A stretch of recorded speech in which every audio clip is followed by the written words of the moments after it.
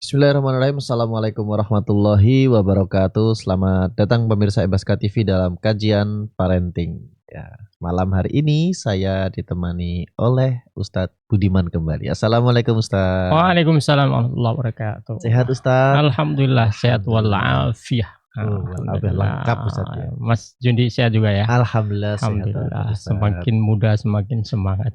Semakin muda nih gimana nih kalau Muda semangatnya. Muda semangat. Umur boleh tua, semangat. Karena ada ungkapan hammasatus syabab fi hikmati syuyukh gitu ya. Apa artinya Ustadz? Semangat mudanya dan kebijakannya seperti orang-orang tua. Oh iya. Jadi anak dewasa. Sekalipun anak itu masih umurnya muda tapi punya ruh kebijakan yang tua gitu ya. Artinya matang gitu ya. Matang dalam pikiran. Itulah yang diperlukan ya di dalam langkah kehidupan kita. Ya, semoga bisa terjadi. Insya Allah. Jadi aura antum itu udah kelihatan. Aura apa ini Ustaz? Wah, agak mengerikan ini kalau aura ini. Aura semangat mudanya dan iya. kebijakan sebagai seorang yang ya dituakan lah gitu. Amin. Kan semoga bisa lebih kebijakan nggak mesti harus orang tua ya. Ya. Dari orang-orang muda yang wawasannya luas itu juga bisa lahir sebuah kebijakan. Oke, semoga saya bisa lebih bijaksana Ustaz. Insya doanya. Insya Allah. Baik pemirsa Ebaska TV, malam hari ini hari ini kita akan membahas lagi kisah-kisah Nabi bersama Ustadz Budiman yang dimana kali ini kita mengangkat kisah Nabi Yakub. Ini kisahnya mungkin tidak sering kita mendengar kisah Nabi Muhammad Ustadz ya. Tapi pasti ya pernah sekali dua kali mendengar. Nah, kita akan membahas bagaimana peran Nabi Yakub dalam mendidik anak-anaknya yang nanti akan menjadi generasi yang luar biasa ke depannya. Begitu. Monggo langsung saja Ustadz, mau dimulai dari mana kisahnya? Baik, bismillahirrahmanirrahim. Assalamualaikum warahmatullahi wabarakatuh. Waalaikumsalam warahmatullahi wabarakatuh. Pemirsa Ebaska TV yang dirahmati Allah Subhanahu wa taala, saya pribadi berdoa kepada Allah Subhanahu wa taala semoga pemirsa semuanya senantiasa di dalam lindungan Allah Subhanahu wa taala, diberikan curahan rahmat dan barokah, dimudahkan segala urusannya oleh Allah Subhanahu wa taala, terutama urusan dalam mendidik anak-anak ya, dan menyiapkan generasi yang akan datang. Alhamdulillah, salatu wassalamu ala Rasulillah wa ala alihi washabbihi wa man tabi'a hudah wa ba'd. Pemirsa yang dirahmati Allah, tema kita itu spesial ya. Tema spesial, kita akan belajar dari sejarah hidup Nabiullah Yakub alaihissalam. Lebih spesial lagi adalah ketika beliau berusaha semaksimal mungkin untuk menaikkan level kesabaran dalam mendidik anak-anaknya gitu.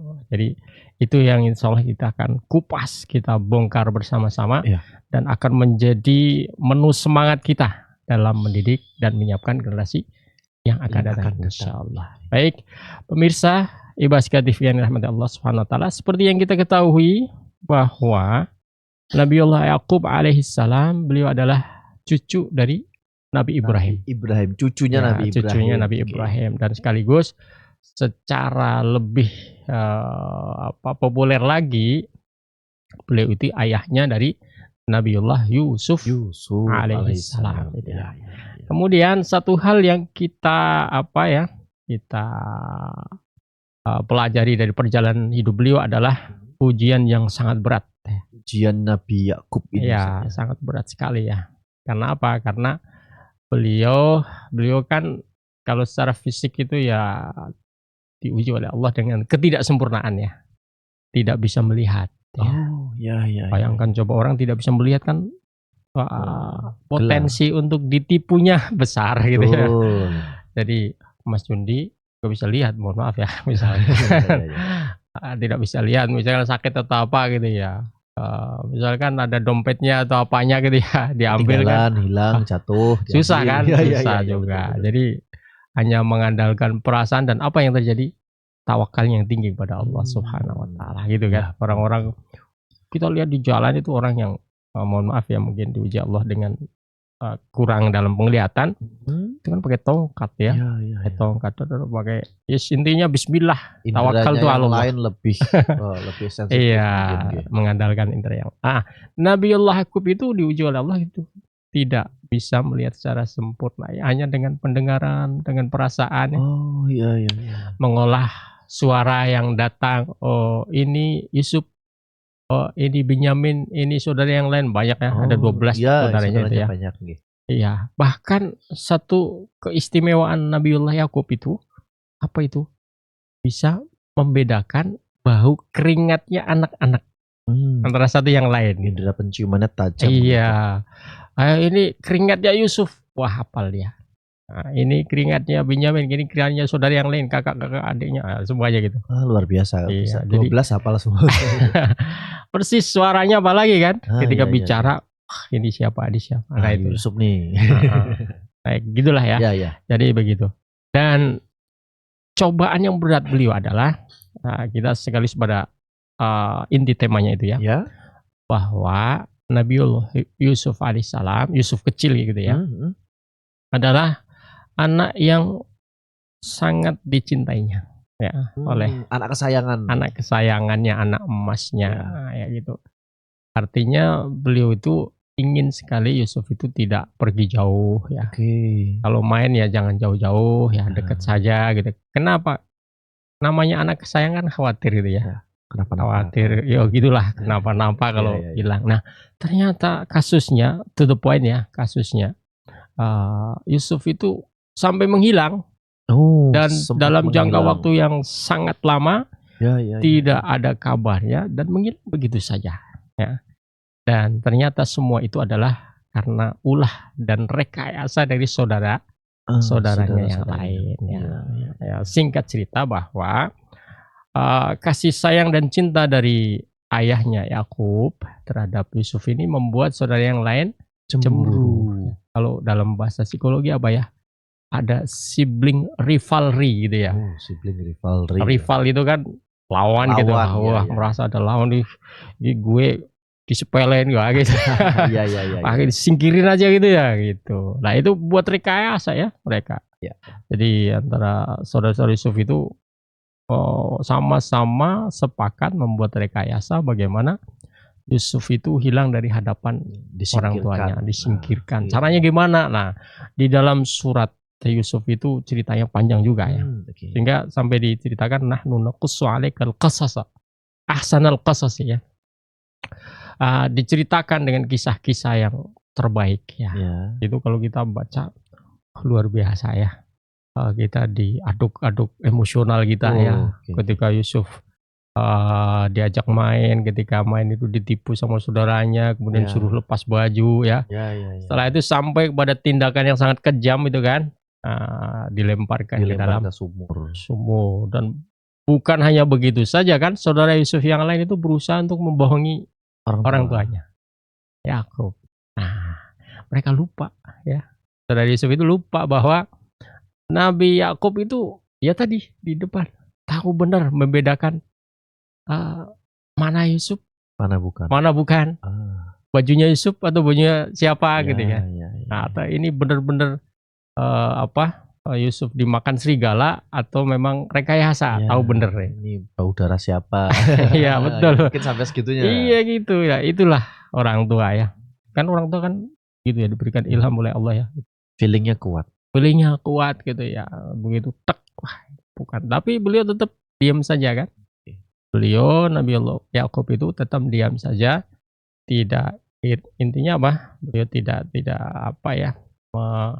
mendebat, tidak mengcounter ya, melawan secara langsung terhadap berita yang disampaikan oleh saudara-saudara yang lain. Jadi kan saat itu kan saudaranya yang lain itu kan beralasan ya, beralasan kepada Yakub alaihissalam, ayahnya, bahwa mereka akan mengajak main gitu ya, mengajak main Yusuf, tapi akhirnya mereka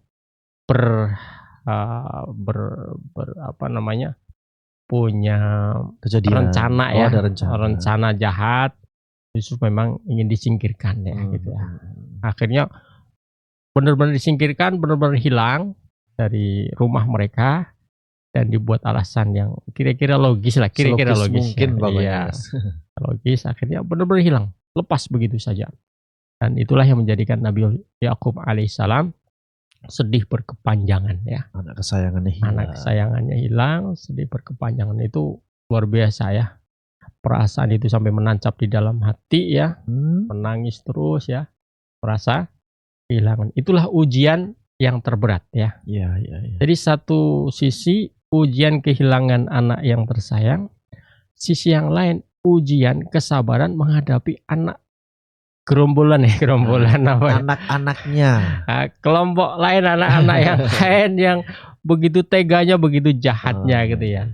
Dan itu tetap dihadapi dengan kesabaran. Sabar. Nah, jadi itu cara umum itu ya pembukanya itu ya begitu. Oke. Berarti dari kisah ini kita mendapat salah satu poin di mana orang tua itu mau anaknya seperti apapun harus sabar saja. Iya, memang begitu ya. Jadi satu sisi ya, satu sisi anak yang baik anugerah. Iya. Sekaligus kalau dalam Islam kan ada berapa ya posisi anak ya? Satu, anak sebagai anugerah. Iya. Ya. Yang kedua, anak itu sebagai ujian. Anugerah dan ujian. Iya. Bertolak belakang ini. Iya. Jadi satu anugerah itu pemberian dari Allah ya. Iya. Pemberian dari Allah Subhanahu wa taala ya. Karena tidak semua orang diberi anak kan. Betul, ya Ustaz. Nah, Mas Jundi menikah. Harapannya punya anak. Alhamdulillah. Dapat ya. Dapat ya. Itu anugerah dari Allah. Karena ada juga yang lain menikah. Terus iya, mohon sama Allah, ya Allah berilah saya keturunan. Belum juga dikasih. Kan? 1 tahun tunggu, belum juga. Sudah usah 2 tahun tunggu, belum juga. Bahkan sampai ada yang 8 tahun kan? Iya, 8 tahun, bertahun-tahun, Masya Allah. Kan anugerah berarti kalau diberi. Nah, jadi Mas Jundi ini harus merasa bahwa anak anugerah dari Allah. Pemberian dari Allah yang tidak mesti semua orang dapat. Yang kedua, anak itu amanah. Iya kan? Pemberian itu harus dari dijaga. Dari Allah kan, pemberian dari Allah. Kemudian diberikan sama Mas Jundi. Nah, diberikan sama saya juga semuanya. Ini amanah dari Allah. Karena tidak semuanya dapat. Nah, maka amanah. Kalau amanah harus dijaga. Dengan baik dirawat, dengan baik dipelihara, diperhatikan ya kayak itu. Diberikan semuanya lah ya. Pokoknya. Ya, dalam bentuk sebuah paket perawatan yang komplit ya. Betul. Merawat akalnya, pikirannya, fisiknya, perasaannya ya, ilmunya, terus semuanya ya. Keterampilannya biar semuanya ya. Itu berarti kan amanah ya. Amanah, menjaga. Dan yang terakhir ya, yang ketiga, anak itu selain tadi ya, ujian juga dari Allah. Ada ujian. Iya kan. Dapat anak 1 baik, alhamdulillah. Dapat anak yang kedua, roto piye. Iya, alhamdulillah juga harusnya. Karena dapat anak juga kan. Alhamdulillah. Tetap anugerah juga. Iya, anugerah juga. Cuma kan ujian gitu ya. Ada ujiannya. Ujian, dapat anak baik, ya lebih ringan nih kan.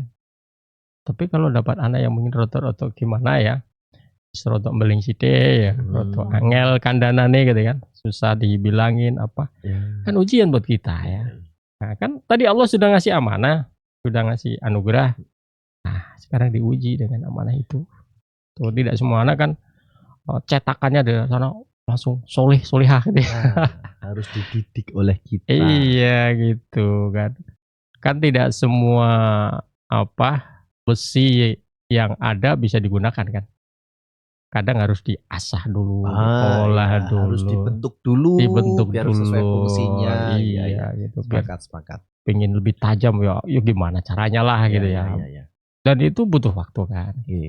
Gitu ya. Jadi proses itulah yang harus kita pahami. Nah, Nabiullah Ya'qub alaihissalam ya. Sahabat pemirsa Ibasket TV yang dirahmati Allah Subhanahu wa taala ya. Nabiullah Ya'qub alaihissalam benar-benar ya menempati sesuatu pada tempatnya ya. Anak yang dicintainya tadinya hadir kemudian hilang. Ya, ujian buat beliau. Ujian buat Nabi Ya'qub. Tadinya anugerah kan senang ya. Hadir senyum, bisa dengar candanya dan sebagainya. Sekarang hilang ujian. Plus ujian lagi anak yang lain. Yang begitu teganya gitu loh sama saudara, ya Allah. Akhirnya ujian juga. Ya, maka kalau kita lihat ya di dalam Al-Qur'an ya, surat Yusuf itu. Nah, Nabiullah Yakub itu gak bisa mengadu kemana-mana ya. Beliau hanya mengucapkan innama ashku bathi wa huzni ilallah. Saya hanya tumpahkan segala keluh kesah saya, kesedihan saya. Ya sama Allah, ya kan, sama Allah. Sama anak saya ya, biasanya kamu jangan gini ya, sebaiknya kamu menasihati. Ya udah gitu aja. Lu terus mau ngapain? Iya. Nah itu makanya beliau itu tumpahkan segala keluh kesahnya dan rasa sedihnya hanya kepada Allah. Kayak begitu ya. Saya mungkin akan cerita dikit ya. Tadi kronologi singkat peristiwa kenapa Yusuf alaihissalam bisa hilang gitu ya. Tadi saya udah spill di depan dikit ya. Tapi ini sebagai penegas bahwa memang isyarat bahwa Yusuf itu nanti akan menghilang, ya itu sudah disampaikan sebelumnya oleh Yusuf ya. Oh sudah itu sudah dapat ilham dari Allah ya. Jadi seakan-akan itu Yusuf disiapkan, ayahnya disiapkan gitu dari Allah. Sudah dipersiapkan. Secara psikologis gitu ya. Secara psikologis Yusuf sudah disiapkan dengan diberikan ilham dalam mimpinya. Ayahnya juga Yakub juga disiapkan. Ya. Nah, dengan bukti apa? Dalam Al-Quran diceritakan inni ra'aitu ahada asyara kaukaba wasyamsa wal qamara ra'aituhum li sajidin. Nah, diceritakan pada ayahnya, ayah, tadi malam saya mimpi. Apa mimpinya Yusuf? Saya melihat 11 bintang di langit, ya, plus 1 bulan bersujud semuanya kepadaku. Nah, begitu ceritakan kepada ayahnya Yakub, apa jawaban Yakub? La taqsus ru'yaka ila ikhwatika. Jangan ceritakan ini sama saudaramu. Nah, disitulah penyiapan ya spiritual, emosional dari Allah sendiri sudah ada sebelum terjadi peristiwa itu. Gitu. Bahwa nanti intinya suatu saat nanti Yusuf akan menghilang. Dan dalam waktu yang sangat lama. Kan nanti kalau ceritanya kita tembuskan ke akhir cerita itu sampai akhirnya Yusuf jadi menteri gitu kan. Akhirnya Yusuf jadi menteri ya. Dapat kedudukan, dapat jabatan, dapat fasilitas, ya kan? Ya. Dan kemudian setelah jadi menteri, ya, semua saudara-saudara yang lain yang dulu membencinya, berbuat jahat padanya, apa yang mereka lakukan? Sajidin. Nah, mereka merasa rendah, mereka merasa, saya merasa bersalah, gitu kan? Mengakui kesalahannya, aduh. Nah, termasuk juga mengakui betapa mulianya akhlak Yusuf alaihissalam yang tidak mempunyai dendam pada saudaranya, kan gitu. Itu orang-orang yang kan kadang begitu memang, ya itulah hikmah dari Allah. Orang itu akan tunduk, akan merasa tidak berdaya ketika di hadapan orang yang dalam tanda kutip punya kuasa gitu ya. Nah, dia lebih hebat, lebih pokoknya begitu ya, lebih tinggi derajatnya ya. Maka kita kasih judul kan, level kesabaran pembuka jalan kejayaan. Levelnya itu ya. Dan itu membawa bahkan bukan hanya Nabiullah Yakub saja ya, bukan Yusuf, membawa seluruh keluarganya. Nah, kalau saya spill sedikit ya, ada sejarahnya. Ya. Jadi itu kan masa-masa Fir'aun lah gitu ya, kerajaan Fir'aun. Nah, masa-masa kerajaan Fir'aun ya. Dalam keadaan kerajaan Fir'aun mengalami krisis yang begitu dahsyat hebat dalam sisi ekonomi ya. Terpuruk dalam sisi ekonomi, datanglah seorang Yusuf itu. Nah, singkat cerita, saya tidak cerita proses Yusuf bagaimana perjalanannya ya. Intinya itu perjalanannya sangat mengesankan dan perjalanannya sangat berdarah-darah juga kan. Menderita gitu ya. Di dalam sumur, dijadikan budak, dipindah lagi ke sana, sampai ke istana Fir'aun kan gitu ya. Ya. Sampai ke istana Fir'aun, dipenjara lagi kan. Di sana di penjara. Di penjara kemudian nggak ada bukti dikeluarin ya. Ketika ada kebutuhan dari sang raja Fir'aun saat itu. Fir'aun itu kan bukannya satu ya. Banyak kayak gitu ya. Raja Fir'aun yang keberapa gitu kan. Hanya gelar saja ya. Nah, itu akhirnya kan butuh seorang yang bisa menyelesaikan masalah ekonomi ini, keterpurukan ekonomi. Dan itulah Yusuf. Nah, itulah Yusuf alaihissalam ya. Kemudian mengatakan Yusuf, ij'alni ala khazainil ardi inni lahu hafizun alim. Kalian cari orang yang kompeten ya, profesional, bisa dan tahu wawasan tentang ekonomi, bisa menyelesaikan. Saya gitu kan. Saya bisa. Insya Allah saya bisa mengatakan. Akhirnya ditunjuk kan. Jadi bendahara negara. Nah, intinya apa istilahnya sekarang? Menteri Keuangan. Menteri Keuangan. Tapi tidak narik pajak. Narik pajak. Ya. Jadi itu akhirnya dia punya konsep bla bla bla itu kan. Bahkan kalau kita lihat itu, saya pernah lihat apa disertasi gitu ya. Bahasa Arab tapi ya. Itu tentang konsep ekonomi Nabiullah Yusuf dalam menyelesaikan krisis keuangan di suatu negara gitu. Negara waktu itu ya. Konsepnya. Sampai begitu ya. Artinya kembali ke tadi bahwa mimpinya tadi ini di awal sudah disampaikan, ini sebagai takbir konklusi, kesimpulan bahwa itu yang akan terjadi di masa yang akan datang. Nantinya ya. Iya. Jadi akhirnya apa? Itu jadi bekal kesabaran. Yusuf diapa-apain ya sekarang. Sikit takbir Bismillah. Saya jalani semuanya gitu kan gitu. Karena macam begitu ya. Begitu juga Nabiullah Yakub alaihi, ya Allah, seteganya begitu ya sudah, saya pasrah sama. Tinggal lihat apa nanti endingnya gitu. Nah, ternyata endingnya kan meraih kejayaan gitu ya. Gitu ya. Oke. Ada sepilih yang lain ya, sekedar sedikit aja ya. Mungkin kayak misalkan tadi saya juga sampaikan di depan bahwa saudara-saudara Yusuf yang lain itu memang sudah berencana menyingkirkan. Memang mau menyingkirkan ya. Kemudian minta izin sama ayahnya Nabi Yakub ya untuk mengajaknya bermain. Ya. Dan dengan berbagai macam alasan ya. Yarta wa yal'ab ya. Wa inna lahu lahafizun. Biarkan dong. Besok Yusuf main dengan saya. Pokoknya bercanda dan lain sebagainya. Saya akan jaga dia kan. Orang-orang bohong begitu ya. Sumpahnya meyakinkan sekali. Pokoknya saya jagalah. Jaga biar gitu. Padahal ya enggak dilakukan. Tapi itu pun ayahnya kan udah ngasih tahu ya. Saya takut nanti kalau dimakan serigala. Sudah feeling. Sudah feeling. Tanya serigalanya saudaranya. Saudaranya di serigala kan. Aduh, kan kejam gitu ya, kayak serigala, melebihi serigala malah.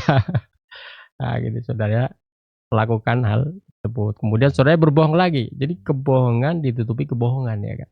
Ini yang bikin apa ya, ujian Nabi Yakub sendiri ya. Iya, ya Allah, bohong lagi. Tadi katanya mau diajak bermain, dijaga. Kok pulang nggak bawa Yusuf? Wah gitu. Malah bawa baju yang berlumur darah.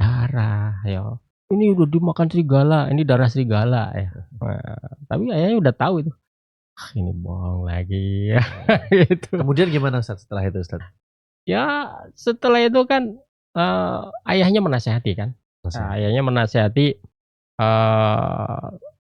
saudara-saudara yang lain itu ya, bahwa mana tadi ya?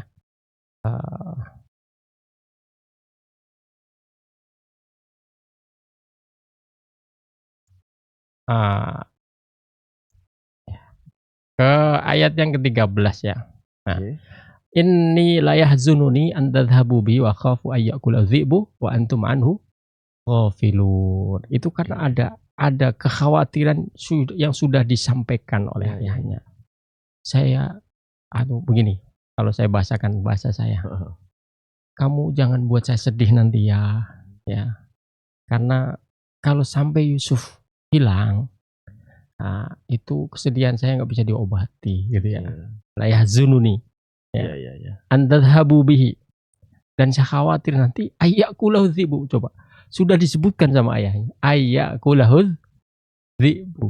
Jadi sebetulnya ayah ini memancing saudaranya, coba nanti kira-kira akan datang beralasan bawa darah serigala. Ya. Ternyata dilakukan benar. Ayahnya sudah tahu. Sudah tahu ini otaknya begini nih orang anak-anak ini. Okay. Karena sebenarnya adzibu ya. Datang ternyata benar bawa adzibu, berarti bohong dia. Itu kan udah nasihati sama dia. Kemudian wa antum anhu ghafilun. Dan kalian nanti akan menjadi orang-orang yang lalai lupa ya. Tuh. Nah, itu sudah dinasihati sejak awal ya. Apa yang akan dilakukan oleh anak-anaknya tadi, saudara-saudaranya tadi ya gitu ya. Sehingga akhirnya Nabi Yakub bisa mendeteksi kebohongan itu sampai mengatakan ketika mereka beralasan ya, sampai mengatakan qala bal sawwalat lakum anfusukum amra. Ya. Jadi langsung diputuskan dengan feelingnya tadi, kesimpulan tadi bahwa sebenarnya dirimu sendirilah yang memandang baik urusan buruk itu. Ya. Artinya alasannya kan baik, ngajak bermain gitu ya. Kemudian setelah itu hilang. Tujuannya yang salah ini. Tujuannya salah memang itu. Kan memandang baik tapi sungguhnya buruk kayak gitu. Buruk apa? Tujuannya tadi kan. Buruknya tujuan itu yang jelek, jahat itu kan. Jadi udah merasa deh. Bal sawwalat lakum anfusukum amra. Maka dimunculkanlah sikap terakhir dari Nabiullah Yakub. Udahlah, gak usah banyak debat sama kalian dah. Fasabrun jamil gitu loh. Kayaknya sikap yang terbaik bagi saya bersabar. Iya, saya harus bersabar kehilangan Yusuf. Saya juga harus bersabar menghadapi kalian. Kalian yang kakek pola. Yang enggak kenal. Begitu ya. Jadi itu yang sekilas secara umum kisahnya tentang kesabaran seorang Nabi Yakub. Kemudian Ustadz, terkait kesabaran ini bagaimana sih korelasinya untuk mendidik anak di generasi sekarang, Ustadz? Ya, jadi memang satu hal ya, saya pernah baca buku ya, ada seorang pakar parenting dari Jawa Timur ya, kalau boleh saya sebutkan namanya ya, nggak apa-apa ya. Nggak apa-apa Ustadz. Namanya Ustadz Miftahul Jinan itu ya. Beliau, saya baca buku beliau, bukunya berjudul Alhamdulillah Anakku Nakal. Alhamdulillah Anakku Nakal. Gitu. Menarik. Kan kalau baca Alhamdulillah, kenapa nggak diganti Innalillah? Iya. Gitu ya. Innalillahi, wah gitu kan. Alhamdulillah. Kenapa begitu? Ternyata alasannya apa? Dengan anak yang berbeda. Kalau anak yang soleh kan, ya biasa gitu ya. Alhamdulillah, anteng, sholat. Tapi kalau dengan anaknya yang, bukan nggak soleh, cuma belum klop saja ya, belum dapat hidayah gitu ya. Maka disitulah kita dipicu nalar kita, perasaan kita untuk menyelesaikan masalah itu dengan sebaik mungkin. Itu maksudnya begitu ya. Jadi alhamdulillah Allah memberikan petunjuk kepada saya untuk satu, belajar banyak menyelesaikan masalah dari anak yang berbeda perilakunya. Begitu. Jadi bukan menyelesaikan masalah dalam arti menghilangkan objek belajar kita gitu ya, atau menghadapinya. Karena kalau ada soal diapain? Kerjakan. Jangan tinggal tidur. Artinya kita berpikir kan, mengerjakan soal. Lah anak kita yang dalam tanda kutip dianggap nakal, itu tadi kan amanah ya dari Allah kan. Ujian. Ujian dikerjakan kan ya. Ya mari kita kerjakan ya Bapak Ibu sekalian. Kalau ada anak-anak yang mungkin belum masuk on the track, jalan yang lurus ya, termasuk kita ya di pondok juga begitu ya, para pengajar, para pengasuh ya, para ustadz. Ya memang begitu kan, harus bersabar mencari solusi yang terbaik. Orang tua sebagai partner sinergi dari dunia pendidikan itu juga begitu, sama-sama mencari solusi yang terbaik. Sama-sama beriringan. Iya, harus beriringan dong. Memang anak ini milik siapa? Ya, milik. Ya. Iya, anak ini milik siapa? Terus mau diapain? Ya. Nah, kan ingin baik ya, ingin baik bersama-sama. Ya, harus balance antara pendidikan dan orang tua di rumah. Saya juga baca buku lagi ya, satu buku. Kalau direnungi sebaik mungkin ya, dalam gitu, deep thinking gitu ya. Deep thinking, oke. Bahwa sekolah terbaik itu adalah rumah. Sekolah terbaik adalah rumah. Iya. Karena rumah itu embrio awal dari pendidikan anak. Pendidikan anak. Kan sekolah terbaik adalah rumah. Iya. Dididik dari rumah orang tuanya. Rektornya ada di situ, direkturnya ada di situ, dosennya ada di situ. Perancang kurikulumnya juga ada di situ kan. Kebijakan dari situ semua. Iya. Oh, lebih banyak lagi waktunya 24 jam plus ya kan. Itu. Coba kurikulum makan, tidur, pakai baju, pakai berbicara, semua lengkap kurikulumnya. Kalau di sekolah apa kurikulumnya? Ya sesuai sebatas belajar mengajar. Iya. Ya adalah tambah-tambahannya itu, penguat-penguat yang lain ada, tapi tidak selengkap di rumah. Itu maksudnya begitu. Nah, sekolah apa?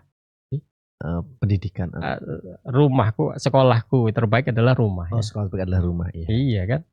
Baru usia sekolah, titip dong anak saya, kayak gitu dah. Mulai untuk melanjutkan. Dapat ada yang full day school, ada yang setengah school, ada yang boarding, ada apa. Itu yang harus dipahami oleh orang tua. Jangan kemudian mau masukin masuk pondok, wah gitu. Iya sih, di pondok 24 jam. Ya, tetap peran orang tua penting. Saja peran orang tua. Apakah ketika di pondok tidak membawa dalam tanda kutip residu dari rumah? Betul. Gitu? Atau residu dari lingkungannya? Ya pasti adalah. Kalau dia baik, in khairon fa khairun, insyaallah juga baik. Wa in syarran, kalau dia kurang baik, ya mari kita perbaiki bersama. Bersinergi. Betul. Bersinergi. Ya. Bukan unjuk gigi. Bukan unjuk gigi. Ya. Bukan unjuk gigi begitu. Baik. Begitu saya kira ya. Untuk ini implementasi pada kita, bahwasannya harus sabar mendidik anak, jangan terlalu terburu-buru. Kalau anaknya nakal ya disabarin, didoakan. Oke Ustaz, kemudian hikmah apa Ustaz yang bisa kita ambil dari cerita Nabi Yakub ini Ustaz? Ya, ada banyak hikmah ya. Satu, bahwa menjaga rahasia dan melindungi anak. Jadi anak kita kan punya karakter beda-beda ya. Itu yang lainnya. Ada yang anak yang karakternya terus terang pada orang tua, terbuka. Ada apa istilahnya, introvert dan extrovert gitu ya. Extrovert itu ya lebih ke pokoknya gitulah bahasa-bahasa gitu. Sosial Extrovert, introvert. Ada yang tertutup juga kan gitu. Kita sebagai orang tua juga perlu memahami itu ya. Anak saya begini, maka kita juga harus ada perasaan melindungi mereka, termasuk dari namanya kenakalan kan cuma di luar ya. Betul. Di dalam rumah kalau ada saudara yang lain nakal juga perlu diingatkan juga. Diingatkan, dilindungi gitu juga ya. Gitu. Jadi itu ya rahasia anak dalam lindungan. Tadi termasuk rahasia kan Yusuf cerita sama ayahnya saja kan, nggak cerita di depan yang lain. Nah itu juga nggak diceritakan sama ayahnya yang lain. Kemarin Yusuf ini cerita gini-gini, gitu. Karena karakteristik anak berbeda-beda. Iya. Gitu. Kemudian yang kedua, kita dianjurkan untuk bersabar, tapi tanpa keluh kesah. Sabar. Apa maksudnya bersabar tanpa keluh kesah? Begini ya. Kalau di dalam ayat Al-Quran tadi yang diceritakan oleh Nabiullah Yakub itu ya, bahwa beliau sampai mengatakan atas pola tingkahnya anaknya yang ya itulah jahat itu ya, maka beliau mengatakan fasabrun jamil gitu ya. Apa artinya fasabrun jamil itu? Maka kalau kita artikan secara literal, maka kesabaran yang indah itulah menjadi perisaiku ya, menjadi bentengku dalam menghadapi segala tingkah kalian. Itu Itu namanya fasobrun Jamil. sobrun jamil. Ada seorang ulama namanya siapa itu? Imam Qatadah ya. Imam Imam Qatadah. Qatadah rahimahullah taala. Beliau mengatakan yang dimaksud fasobrun jamil itu adalah sabar yang indah itu adalah sabar tanpa keluh kesah kepada makhluk. Oh, tanpa sambat.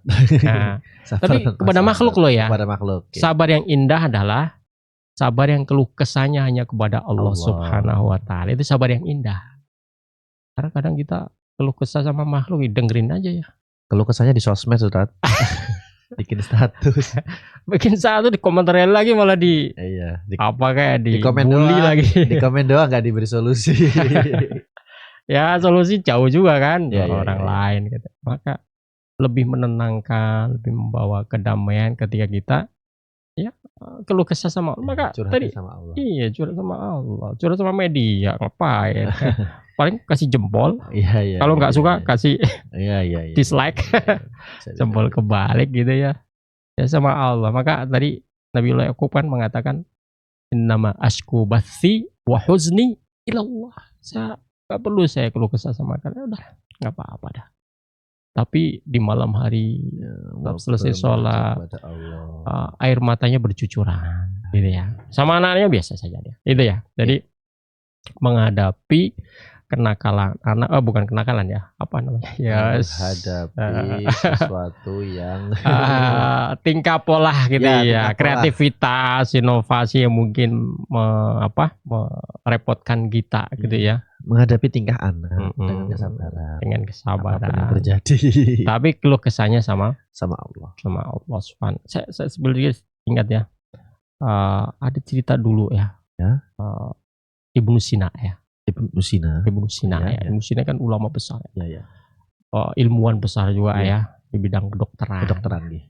Ibnu Sina dalam tanda kutip beliau itu anak nakal. Anak nakal. Iya. Itu kreatifnya luar biasa dia.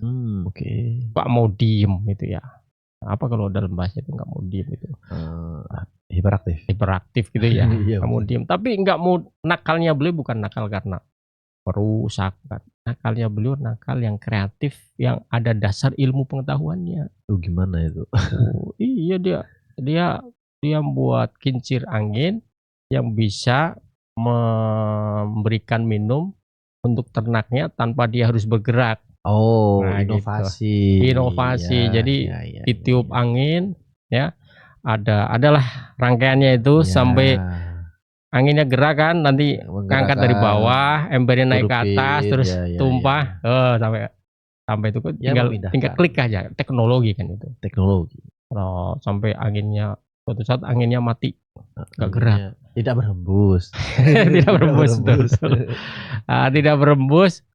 Dia punya pikiran, ini ada apa? Ini pasti ada sebab, Pak. Dia lihat tetangganya ternyata masang tenda terlalu tinggi. Masang tenda terlalu tinggi, ketutupan anginnya. Ketutupan anginnya lah. Akhirnya dia labrak tetangganya. Kamu zolim, kamu menghalangi ternak saya. Dia punya hak hidup waktu itu. Kan dianggap nakal gitu. Copot nih tendanya, ngotot mau dicopot. Oke. Dia ada ilmunya gitu. Dia sampaikan juga bla bla bla. Banyak sekali kenakalan Ibnu Sina. Banyak sekali. Jadi kita menghadapi hal seperti itu hendaknya sesuai kita tumbuhkan rasa sabar yang berlipat, karena memang anak itu ada pikiran atau intuisi gitu ya. Ya mungkin dia ingin melakukan sesuatu yang belum dipikirkan oleh orang tua gitu ya. Jadi kalau kita mengeluhnya sama Allah Subhanahu wa taala. Kemudian nilai yang selanjutnya adalah tawakal penuh juga kepada Allah Subhanahu wa taala dalam hal mendidik anaknya. Nabiullah Yaqub alaihissalam benar-benar pasrah semuanya sama Allah. Kan jelas anaknya hilang. Ya. Sekarang mungkin agak terbantu media sosial. Anak saya hilang. Lapor polisi. Tempel di mana fotonya kak gitu. Dulu gimana caranya itu? Dulu kan masa-masa perjalanan perdagangan itu sangat jauh, pakai onta. Kalau sudah pindah kota, wah susah ngelacaknya. Gak ada kabar. Udah gak ada kabar. Kecuali dari pedagang lain ya.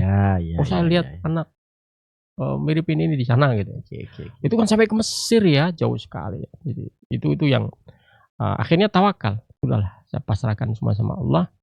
Kembali lagi ke mimpi yang disampaikan Yusuf. Ada. Ini kayak belum ending kisahnya gitu. Ya, ini masih permulaan. Masih tengah-tengah itu belum. Nah, makanya tawakal saja. Dijalani semua ya. Sampai masa paceklik datang. Nah, kan mulai ceritanya mulai lengkap mulai ya. Situ, mulai lengkap itu ya. Jadi tawakal. Kita pun juga demikian ya. Kalau Bapak Ibu sekalian ya. Contoh kalau misalkan di kita kan di pondok pesantren ya. Anak yang dititipkan di pondok, tawakal sama Allah. Tawakal selalu menyebut nama Allah. Ya Allah, saya pasrahkan juga anak saya.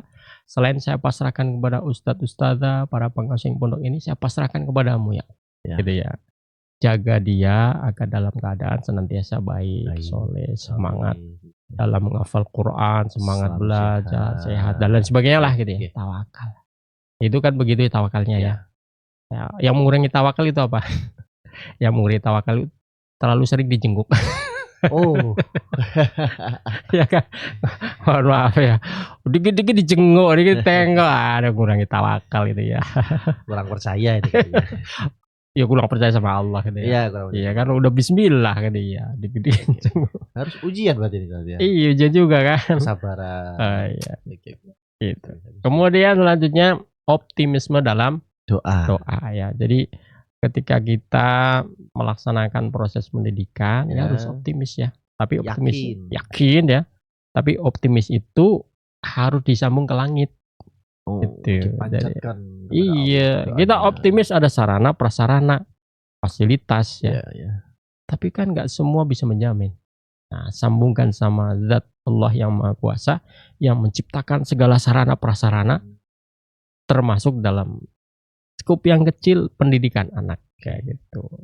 Sambung. Jadi optimisme dalam doa disambung dengan doa kepada Allah. Dan Nabiullah Yakub alaihissalam juga begitu ya. Nah, saya yakin anak saya selamat ya. Saya yakin anak saya sehat. Saya yakin tidak akan ada bahaya yang menimpanya. Tetap berpikir positif. Iya, sambung ke langit gitu. Sambung ke langit terus ya.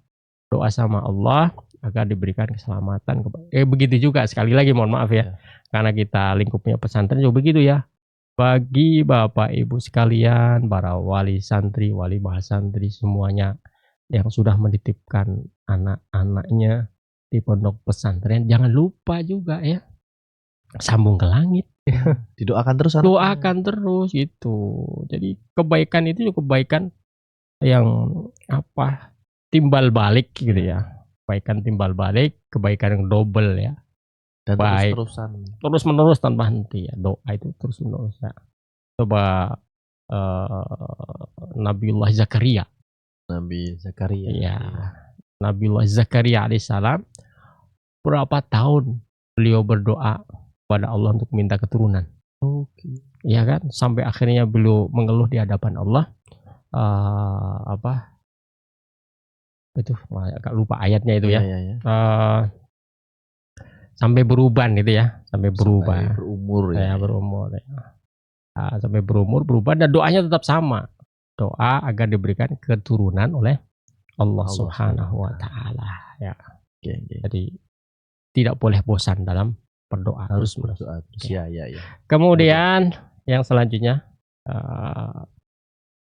bahwa kita harus memahami dan menyadari bersama bahwa ujian yang diberikan kepada kita yang kita hadapi ini ini jangan sampai ya kita menghapus atau menghilangkan atau mengikis ya cinta kita kepada anak-anak kita ya.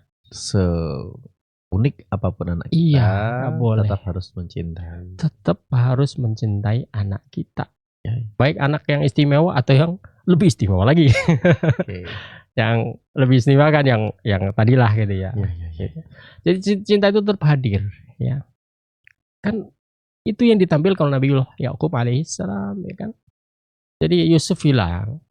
Terus anaknya yang di rumah senang kan. Kita dapat cinta ayah gitu. Kita bebas. Gitu. Padahal ayahnya juga gemes ya sama mereka. tapi tetap saja ayahnya mencintai mereka, ya gitu. Cintai mereka bukan berarti kan, coba kalau mungkin ya semoga tidak aja ya. Nah, orang tua melihat salah satu anaknya hilang atau dihilangkan atau apa yang terjadi ya? Diusir itu kan. Yang ada di rumah kau gara-gara kalian pergi semua ya gitu. Dimasukkan penjara. Ya macam-macam. Artinya mereka tetap anak kita. Baik yang dalam tanda kutip dianggap baik atau yang mungkin ya belum baik lah. Tetap anak kita. Mereka butuh cinta. Apalagi yang jauh gitu ya. Yang jauh kayak Yusuf alaihissalam kan tetap dirindukan.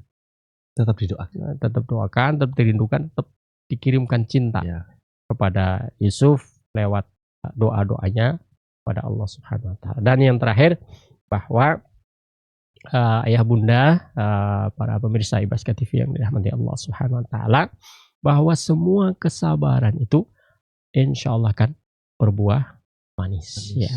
Asal kita sabar ya. Sabar. Semua kesabaran pasti berbuah manis. Dan itu sudah janji dari Allah Subhanahu wa taala, dan Allah pasti akan membalasnya. Bahkan kalau kita renungi di dalam Al-Qur'an, tidak ada pahala satupun yang jauh lebih besar dan tidak ternilai harganya atau tidak bisa dihitung dengan angka kecuali sabar. Sabar. Iya. Kecuali sabar. Apa kata Allah di dalam Al-Qur'an? Firman Allah dalam Al-Qur'an, "Innama yuwaffas sabiruna ajrahum bighairi hisab." Sesungguhnya Allah akan memenuhi janjinya kepada orang-orang yang sabar dengan membalas pahalanya tanpa batas. Jadi pahala yang tanpa batas hanya sabar. Sabar saja. Iya, sabar itu pahalanya tanpa batas. Yang lain kadang dilipat gandakan 10 kali lipat ya, 100 kali lipat. Ada angkanya. Tapi sabar bighairi hisab, tanpa hisab. Berarti sabar itu manis ya. Maka di dalam itu ada apa kata mutiara gitu ya.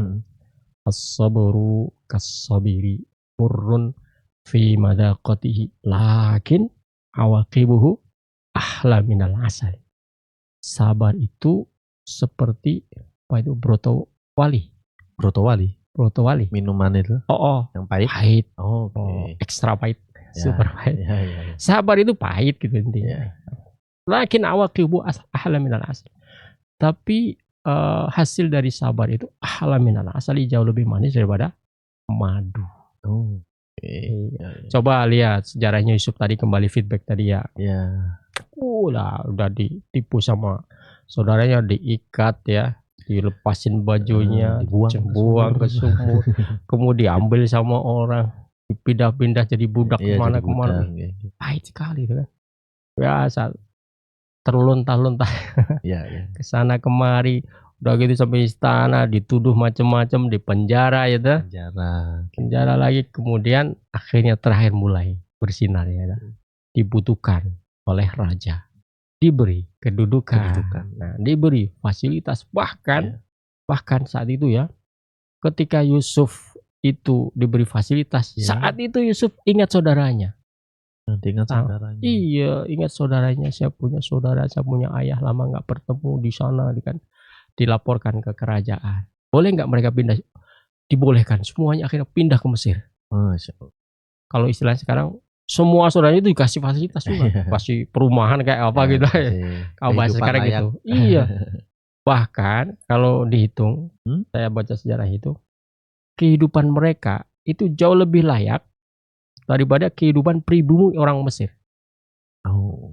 Iya. Karena apa? Karena menyelamatkan negara. Karena si Yusuf ini ya peran Yusuf yang besar. Nah, itulah masa-masa kejayaan Yusuf.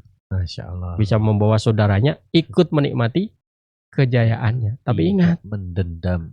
Tapi ingat, kesabaran. Ya. Yusuf sabar, ayahnya juga sabar. Begitu saya kira. Masya Allah, luar biasa sekali kisah Nabi Yusuf ini. Di mana poin sabarnya berkali-kali disampaikan tadi. Sabar itu pahit di awal. Emang pahit sabar tadi. Siapa yang sabar? Gak sabaran adanya. Tapi berbuah manis di kemudian hari. Iya. Tapi cara sabar hanya satu. Ya. Belajar sabar. Belajar sabar juga harus sabar. Ya begitulah. Baik pemirsa Baska TV, sudah di penghujung acara terkait level kesabaran untuk membuka jalan kejayaan. Yang namanya mau jaya, mau sukses itu harus melewati yang namanya sabar yang berkali-kali Ustaz ya. Coba berkali-kali. Ya. Kita sudah menyimak tadi dari kisah Nabi Yakub terkait kesabarannya bagaimana sampai akhirnya bisa bertemu lagi. Yusuf sudah bisa lebih baik. Memaafkan semuanya, Masya Allah, luar biasa. Kehidupannya juga levelnya naik. Lebih level duniawinya naik kan. Gitu. Mungkin ada kalimat penutup mungkin terkait kisah ini. Ada satu kata penutup barangkali ya. Closing statement. Bahwa tidak ada orang tua yang sia-sia meski tertunda bertahun-tahun berpisah ataupun tidak hidup bersama dengan anaknya. Tidak ada doa orang tua yang sia-sia ya. Tidak ada doa orang tua yang sia-sia meski doa itu diijabahi setelah bertahun-tahun tertunda ya. Maka sabar yang indah dan tawakal yang sempurna akan mengundang pertolongan Allah pada waktunya. Maka lagi-lagi mari kita tingkatkan level kesabaran kita dalam menghadapi semua ujian hidup ini, karena kesabaran inilah sebagai pembuka jalan kejayaan kita, kejayaan dunia dan akhirat, kejayaan untuk kita semuanya, untuk anak-anak kita, untuk generasi kita selanjutnya. Masya Allah, luar biasa. Sabar kuncinya di situ. Terima kasih Ustadz Budiman atas nasihat sabarnya. Semoga kita bisa menjadi pribadi yang lebih bersabar. Insya Allah ya. Bagi guru bisa guru yang sabar menghadapi murid, orang tua yang sabar menghadapi keunikan anak-anaknya dan lain sebagainya. Terima kasih Budiman atas nasihatnya. Semoga berkah untuk kita semua. Saya tutup podcast kali ini. Terima kasih. Assalamualaikum warahmatullahi wabarakatuh. Waalaikumsalam warahmatullahi wabarakatuh.